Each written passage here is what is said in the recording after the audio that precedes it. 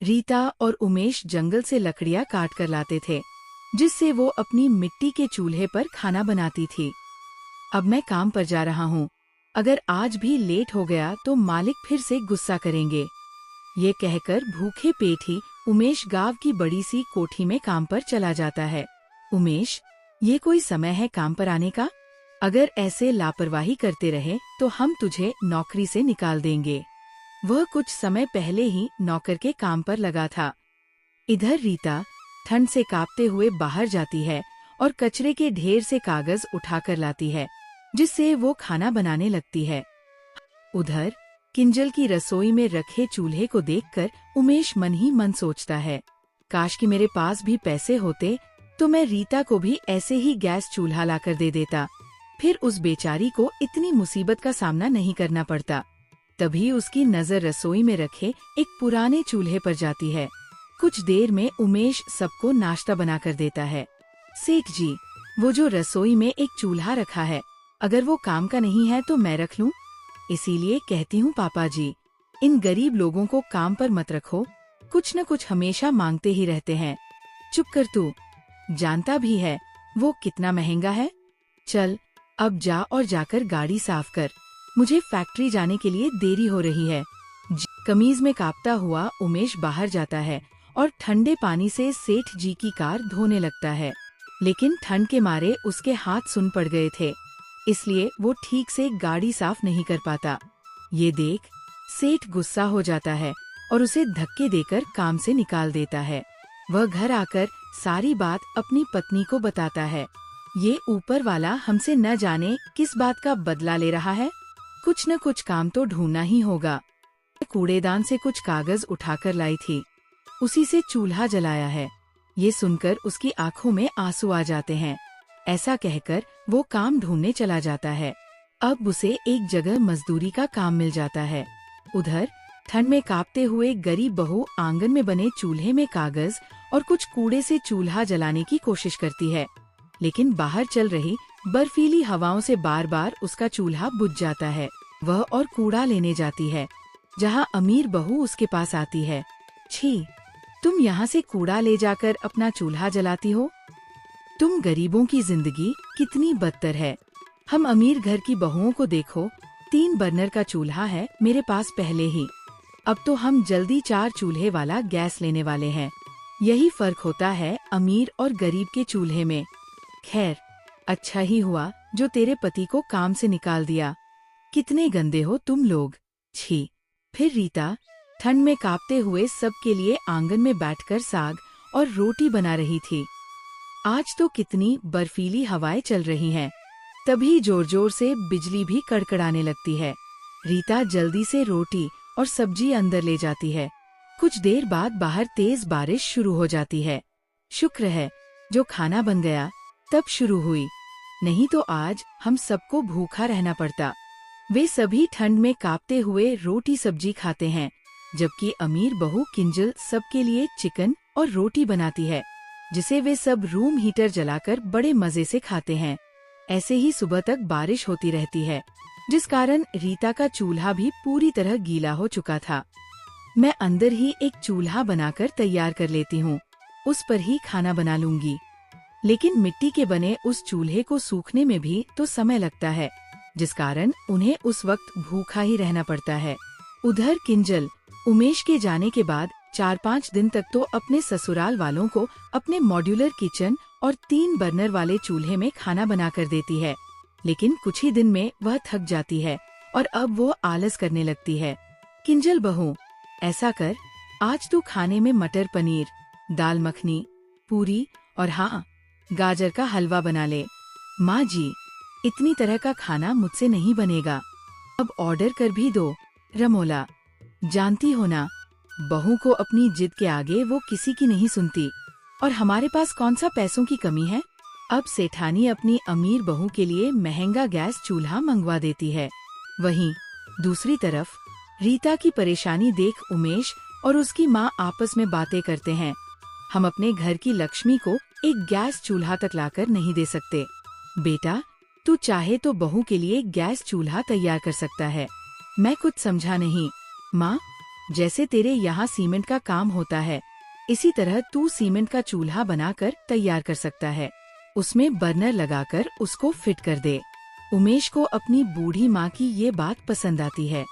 फिर बाजार से थोड़ा ईंट और सीमेंट लाकर वह रात भर बैठकर सीमेंट का चूल्हा बनाकर तैयार कर लेता है।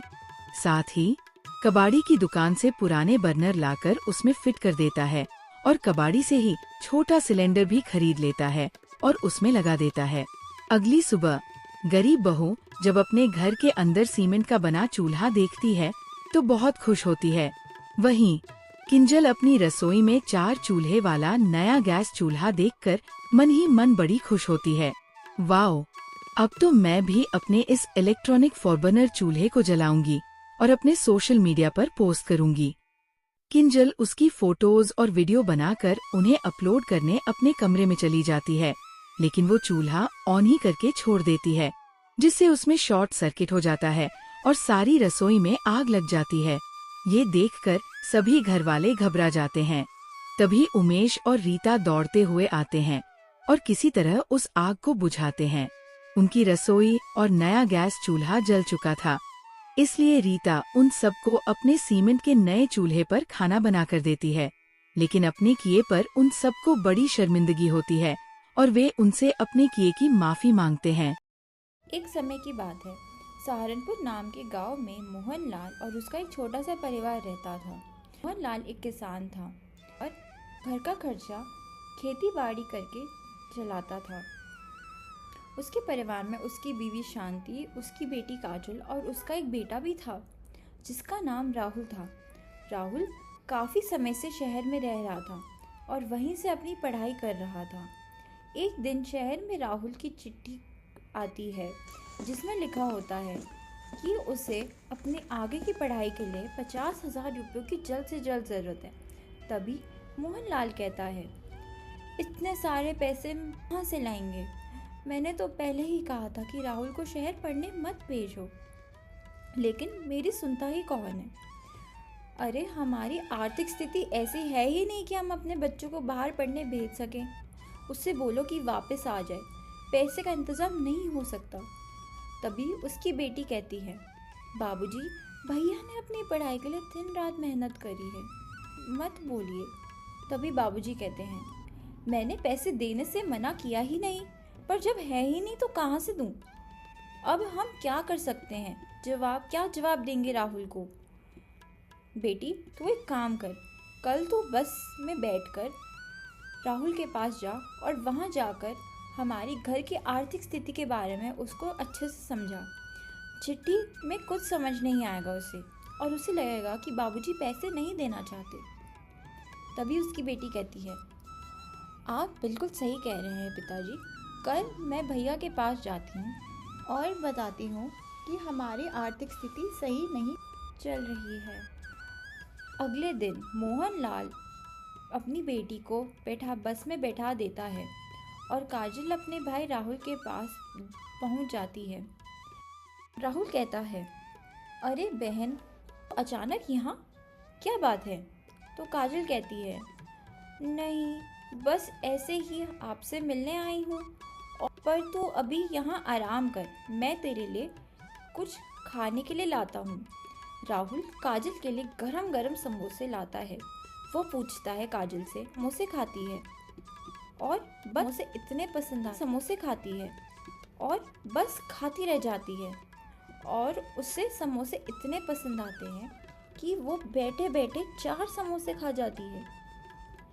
भैया, ये तो कितने स्वाद हैं, सच में मेरा तो पेट भर गया पर मन नहीं भरा। तभी राहुल कहता है कि बहन, अगर तुझे इतने पसंद आए तो गांव जाकर रोज बनाकर खाना और अपने साथ सबको खिलाना। तभी काजल कहती है कि हाँ भैया, मैं रोज बनाऊंगी और सबको खिलाऊंगी।